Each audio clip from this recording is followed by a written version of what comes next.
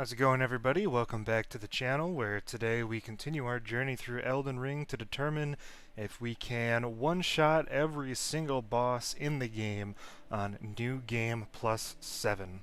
If you haven't checked out Part 1, be sure to check the link in the description or my channel, where we took on Limgrave, Liurnia, as well as some of the underground bosses in Shofar River.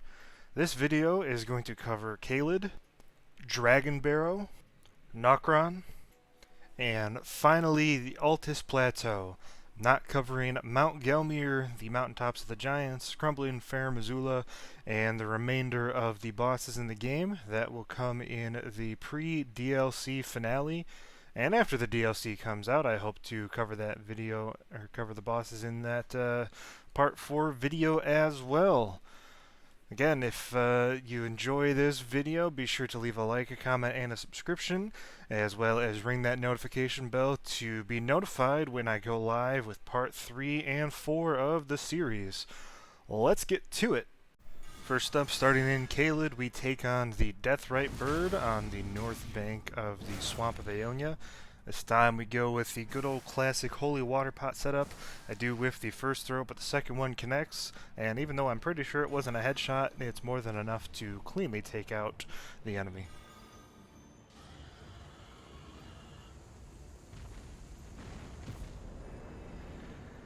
We head to the northern part of the Caelid Wilds, to the Putrid Tree Spirit, and while this is a fight that you cannot do until you fight General Radahn, I'm including it here second, just because I want to show the shard bears at the end of the area segments.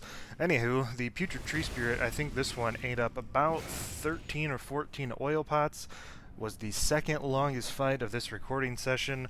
Luckily we got some good RNG finally when we were running low on our consumables, and we're able to take him down.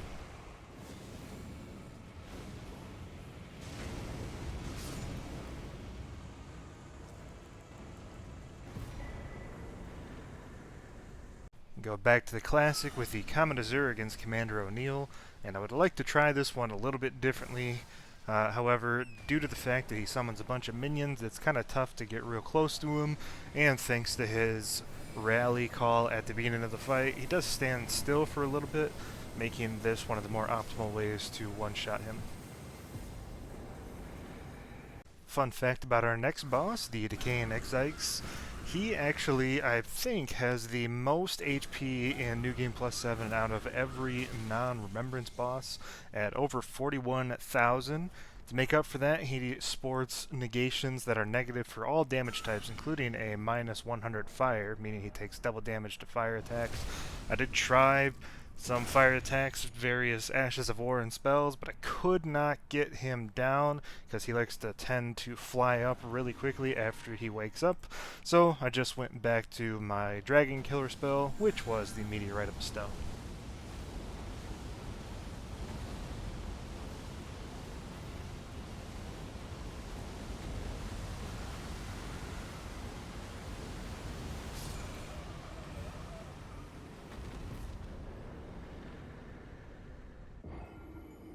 Face off against yet another enemy with minus 100 fire damage absorption in the Putrid Avatar.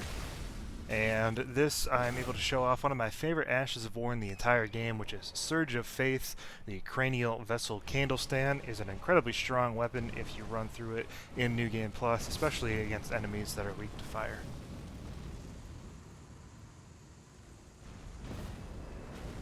Erdtree Burial Watchdog Duo is up next. We've shown that we can one-shot these guys with various different spells. Thanks to there being two and the relative spread, it makes beam attacks, the Crystal Torrent and Common Azure, a little bit ineffective in this fight. So again, we just fire off another Meteorite of Estelle, and we trade 1 for 1, but the game still counts it. Tried our next Cemetery Shade a couple of times. I wanted to use the Black Blade incantation. Couldn't get it to work, so I saved that for a different fight in this segment. And we just go with Radagon's Rings of Lights, which does quite a bit of damage, over 9,000 if you will.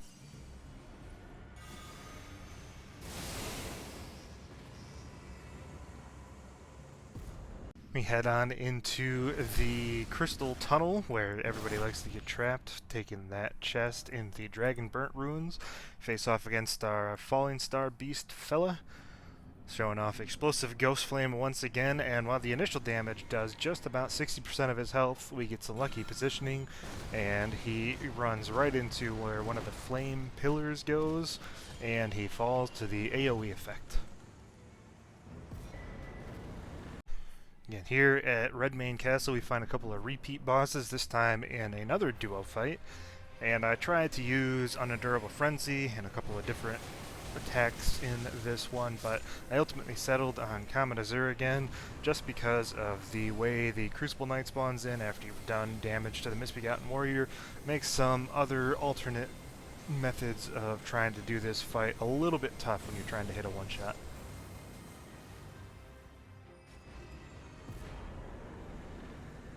From one duo fight to another, we face on the Mad Pumpkin Heads.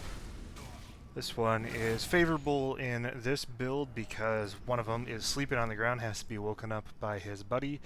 And again, using the explosive Ghost Flame, which gets a clean one-shot on the Hammer guy, and the Flail guy eventually falls to the Ghost Flames on the ground.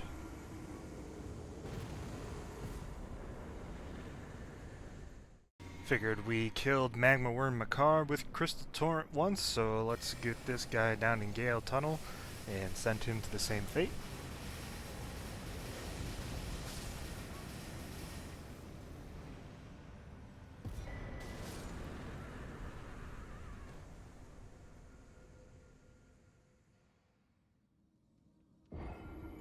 And once you know it, another duo fight, the Nox Swordstress and Monk, and this time we get to show off a new spell that I didn't show off in part 1, and that's Renalla's Full Moon.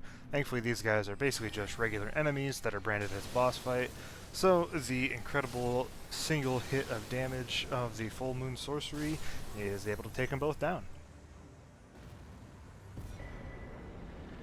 We're able to show off another Ashvor that we did not use in part 1. Why I didn't use it, I don't really know. Either way, Taker's Flames on the Blasphemous Blade, which is probably the best weapon in the entire game, or at least top 5 if you ask me. But either way, the duelist goes down in one fell swoop. We have another Knight's Cavalry, and we did quite a bit of those in part 1, and they're making a comeback here in part 2. This won't be the last one in this video. Talked about it that in part 1, but these guys are pretty annoying to try to one-shot, so we just stick with the Caelid and send them back in.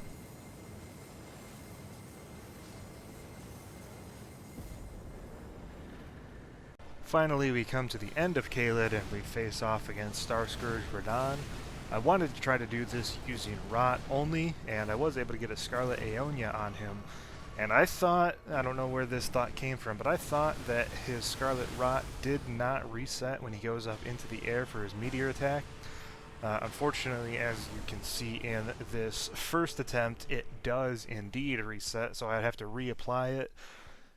You know, we could say that that is a boss transition, as we talked about in part 1, but I knew that I was able to one-shot him with a spell just without triggering his second phase, so that's what I did. Again, it's unfortunate. I really wish that his Rot didn't reset. I think it would make a little bit more sense thematically. As it stands, a one-shot of Starscourge Radahn, and we have one-shot every single boss in Caelid. Thanks to Radahn being defeated, that opens us up to Nokron. And the interesting thing with the Mimic tier is it kind of takes on your stats, so the fact that I'm at level 713 makes it a much tougher fight than you could otherwise have, say, if you were at level 1. So I tried a couple of varietals of attacks and Ashes of War and stuff. Ultimately I decided on just using Wild Strikes again, because I'm able to poise through all of his punching attacks and able to take him down. I would have liked to do something a little bit different, but again, being at level 713 kind of restricts what we can do here in New Game Plus 7.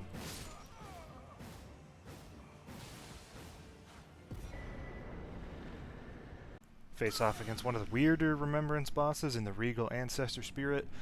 And this marks the first appearance of the Radiant Gold Mask, which I was finally able to obtain here in this playthrough.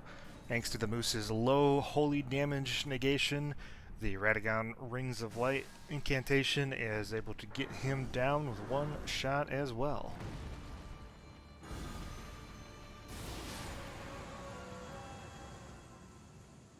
A lot of duo fights in this video, and we face off against what seems to be a lot of people's least favorite duo fight, either that or number 2 behind the Godskin duo and Fair Missoula. The Valiant Gargoyles are very annoying, and this fight is a very high RNG dependent one-shot. They like to also jump out of the way of Comet Azure and Crystal Torrent, so we have to resort back to Meteorite of Estelle. We're able to get lucky with some good positioning, their attacks miss, and we take them down in one hit as well.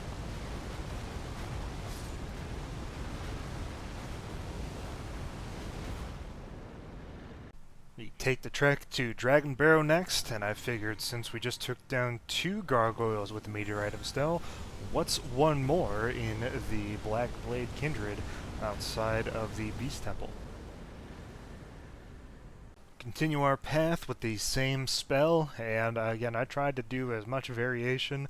However, as you see getting into later and later games, Dragonbarrow being scaled for the end game, we really have to resort to the big 3 spells, and Meteorite of Estelle is my favorite, especially against large enemies such as dragons, where you can connect with multiple meteorites pretty easily. This one again is a little bit RNG, you have to make sure that you dodge that stomp, but once you do get that good positioning, he goes down. We took down 1 putrid avatar with the Surge of Faith, Ash of War, so I figured might as well break it out for the second. This guy's a little bit more difficult because he is in rain, which lowers the efficacy of fire attacks just a touch, and just for whatever it's worth, I know the character model does go up a couple times after the initial slam, but it is just one press of the L2 button for this one shot.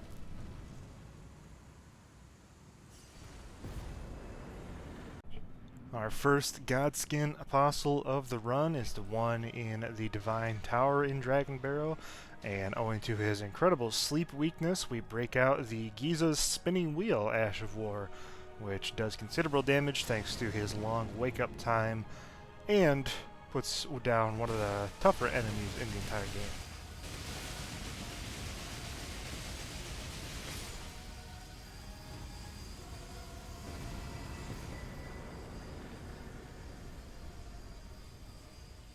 We break out yet another unique item in Malekith's Black Blade. The Destined Death Ash of War does 3 different hits, which is what you're seeing on the screen here. And the Battle Mage goes down thanks to the black flames burning off the remainder of his HP.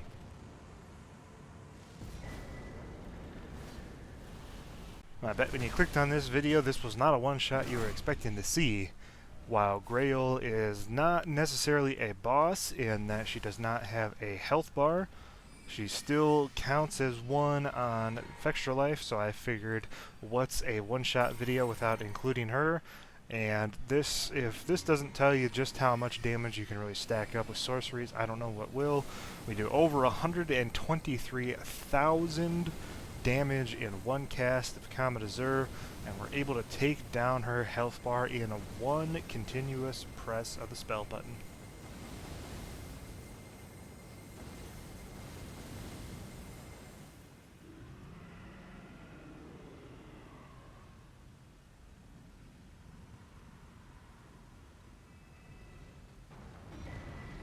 Hey, look at this, another Knight's Cavalry.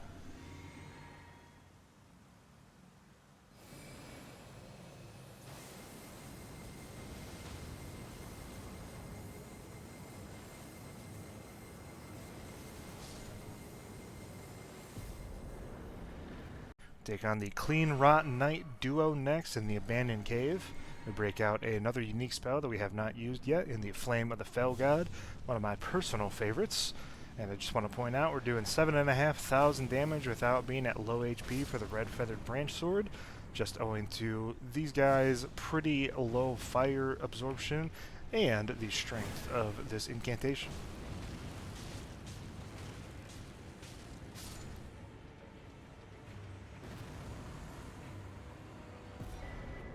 As I mentioned in part 1, Rock Blaster is my favorite way to take down these Bell-bearing hunters, so I figured let's continue that tradition with this guy up on top of Dragonbarrow. So in part 1, when I was fighting some of the Crystallians, I said that I did not know of a way to actually get a clean one-shot. Well, while I was doing some testing and facing off against the Putrid Crystallian trio, I was able to figure out that with the Barbaric Roar Ash of War on the Giant Crusher, using an offhanded Highland Axe, we are able to one-shot these guys without any issue. Problem with this fight is that there is a very low margin of error because of how their AI reacts and some of the non-staggerability that they have whenever they have not been stance broken. So this is the one fight in this video that I do not actually get a full one-shot on all the enemies in the boss fight, but I am able to show that in theory you can one-shot each and every one of them if you get a little bit lucky. Our final boss of the area is the Beastman of Fair Missoula duo. Luckily the throwing knife guy has quite a bit less HP than the cleaver one does, so Frenzied Burst able to take him down in one shot without alerting the cleaver guy, so we just cast a Burn O Flame and we one-shot each of those. And with that, that's every single boss in Dragonbarrow one-shot as well, with the possible exception of the Putrid Crystallian trio.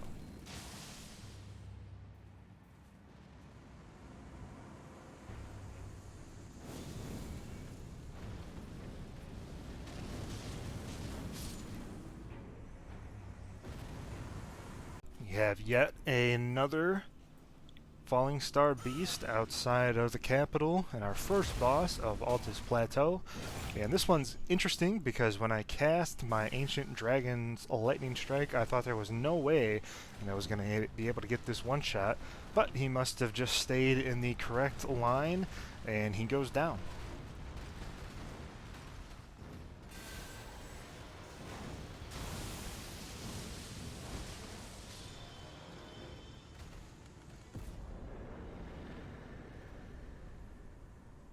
Godefroy is a pretty frustrating Evergaol boss to deal with because he does not stagger like a lot of the Evergaol bosses that we've fought so far does. So we have to be real quick on the charge and we have to walk into the cast, which is why I had to use Common Azure here instead of Meteorite of Estelle, because you can move ever so slightly forward whenever you're doing your channeling, and we're luckily able to get away just before he connects with his first hit.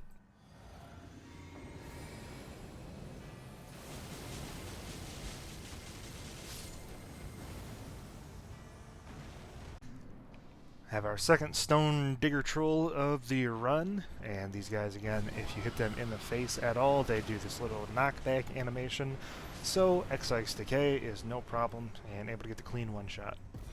Elemer of the Briar is one of the bosses that also took me multiple tries. I think he took me 15 plus tries because I did not want to resort to have to use Comet Azure.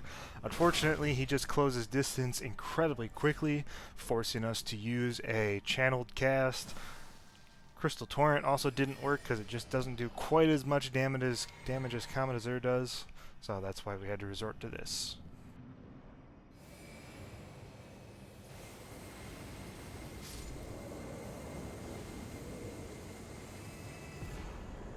Hey, look at this. We've got another Godskin Apostle. This one actually a bit weaker because, again, I did Dragonbarrow first. It scaled higher than Altus is, but I figured why not just use the same exact weapon on this guy, and another one-shot is had.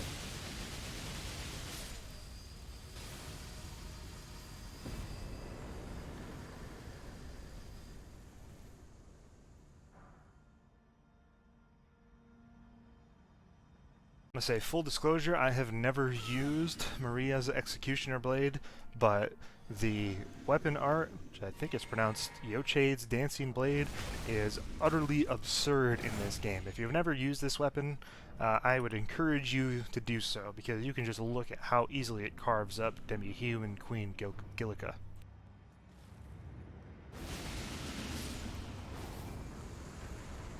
Another Dragon and Lanciax, and another cast of Meteorite of Estelle. I tried her with the Eochade's Dancing Blade as well, because I'm pretty sure she takes double damage compared to other dragons whenever you hit her in the head. Could not get the positioning correctly, however, and again, as to not torture myself in trying fights over and over and over again, I figured I'd just take the easy way out, at least this time.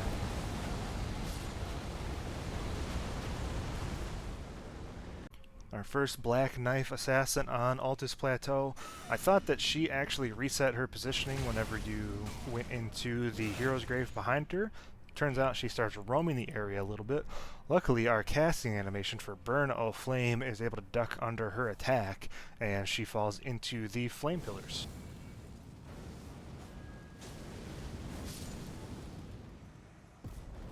Speaking of that hero's grave, we head down and fight off against the ancient hero of Zamor. This guy is pretty annoying because he likes to be super aggressive whenever you first walk in, and then he just kind of walks around you afterwards. So once we can find some good positioning, it's just an ADLS and a one-shot is had.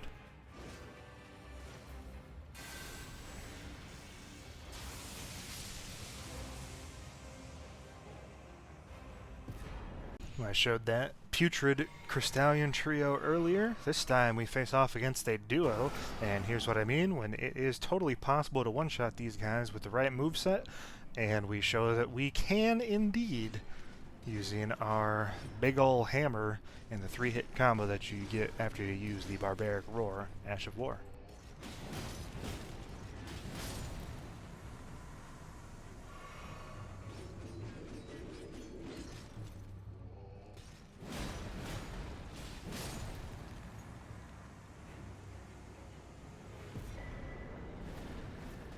As I mentioned, there are two Black Knife Assassins. This one is in the Sage's Cave.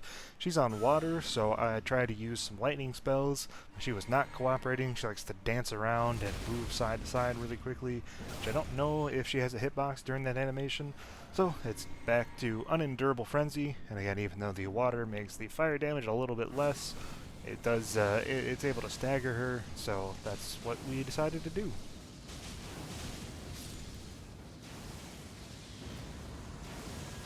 Necromancer Garrus, this has got to be one of my favorite one-shots. He's one of the very few tarnished enemies, tarnished bosses that you can face in this game, and this is the first time we get to see Inescapable Frenzy, which is able to one-shot. I'm hoping that we can save this for another one-shot towards the end of the game. You probably know who I'm talking about.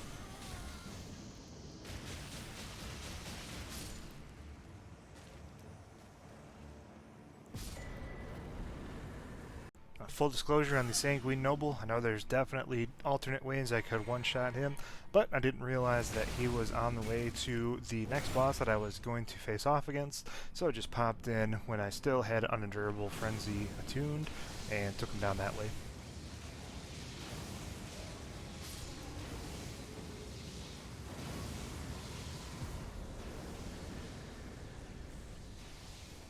Now, this is the boss that I was on the way to originally, the Perfumer Trisha and the Misbegotten Warrior. These guys are annoying if you've ever fought them because the Perfumer likes to use her perfume at the beginning of the fight, which basically gives them, I think it's 80% damage negation until you break the shield. So we got to get a quick fire spell off, and again, I knew that Unendurable Frenzy was the way to go here. Made sure to bust out the bubbles once again against the Tibia Mariner up on top of Altus.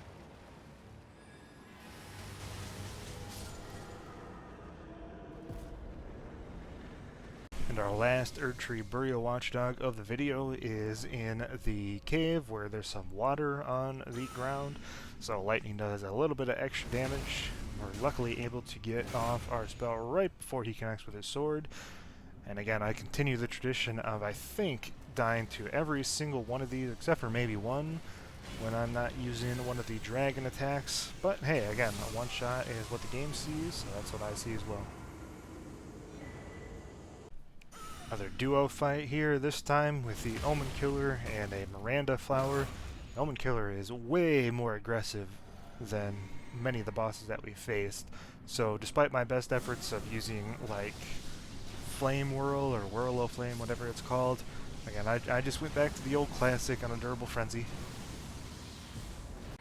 This Knight's Cavalry up on Altus is one of the more annoying ones that I've tried to kill because he likes to jump out of the way quite frequently, and there are plenty of enemies on the path which like to start targeting you as soon as you fire a spell.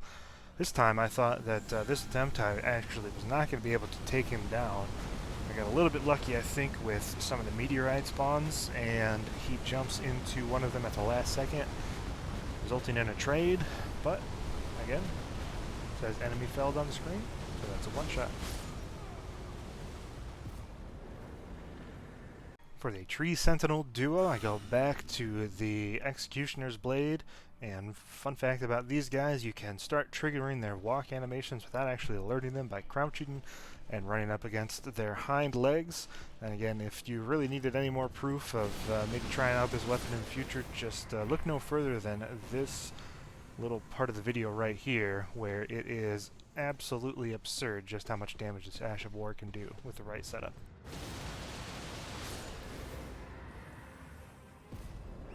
Being that I already had it equipped, I just continued on our same setup down to the worm face. He's got some weird resistances.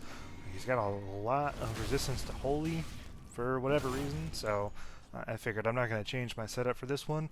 Plus, I like using Ash of War one-shots as opposed to sorcery or incantation one-shots whenever I can.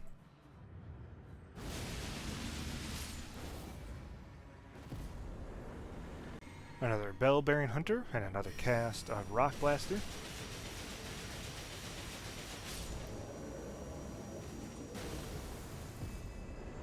And another Deathbird, another Holy Water Pot setup. This time we do get the headshot, and we almost clear 30,000 damage with a single Holy Water Pot, which is just hilarious to me. We're able to catch the Draconic Tree Sentinel in the rain, so he takes a little bit of extra damage from lightning attacks. Also, fun fact here, you can push up right against the seal that is on the archway before you kill him, and you can quit and save out, and then once you come back in, he won't be alerted despite the fact that you're behind him, which allows you to get your setup off, and you're able to get the one-shot, or you're able to get some early damage. Many cheeses to this guy, but this one is yet another.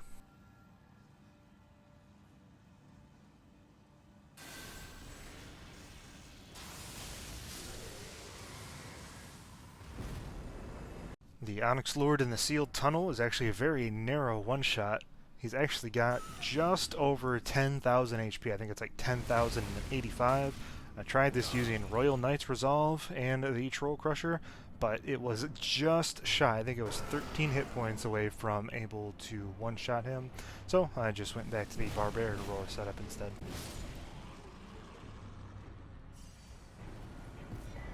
And another Grave Warden Duelist here in the Azura's Side Tomb, which has got to be one of my least favorite catacombs. I like the puzzle is kind of interesting, but it takes me forever to solve this, even when I'm using a guide. Anyways, Borealis' Mist we haven't used in a while, so I figured let's bring that back and take advantage of the initial startup where this guy throws his cloak off. Only a few bosses to go, and this is the last gank fight of the video. And I gotta say, this is probably my least favorite gank fight in the entire game. I don't mind fighting Crucible Knights one-on-one because I find myself being pretty adept at parrying them, but I don't think they make a very good duo boss fight, and I think more people would really despise this fight if it was mandatory, such as, you know, if it was mandatory like the Godskin duo fight was. Either way, this is another one where the enemies are kind of offset, so we have to use the widespread meteorite of Estelle in order to get to one shot here.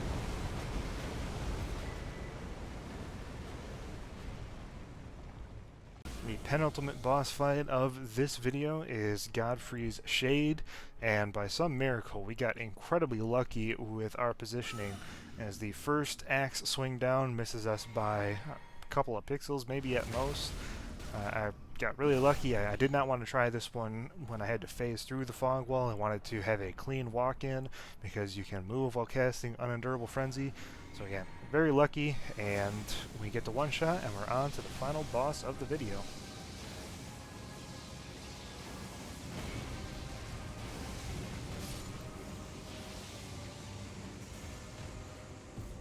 And that last fight of the video is Morgott, and I figured it was poetic that we try to use the same setup, though this time a little bit better, owing to the fact that, for whatever reason, I had thought the Dragon Communion seal when I was playing did boost Placidusax rune.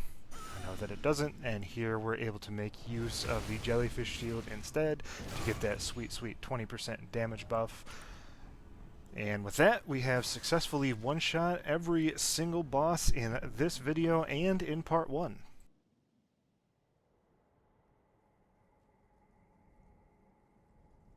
Graceless, tarnished.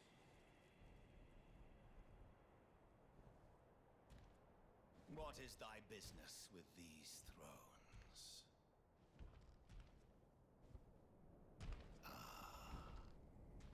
Godric the Golden. The twin prodigies, Mikola and Melania.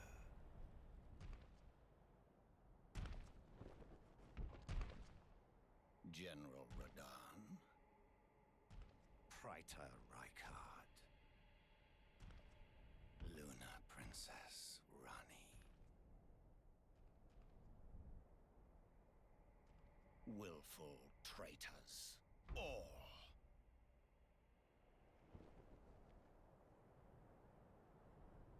Thy kind are all of a piece.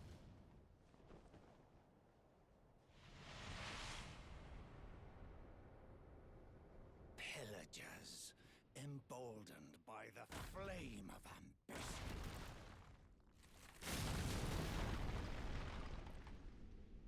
Have it writ upon thy meager grave. Felled thy king Morgott, last of all kings.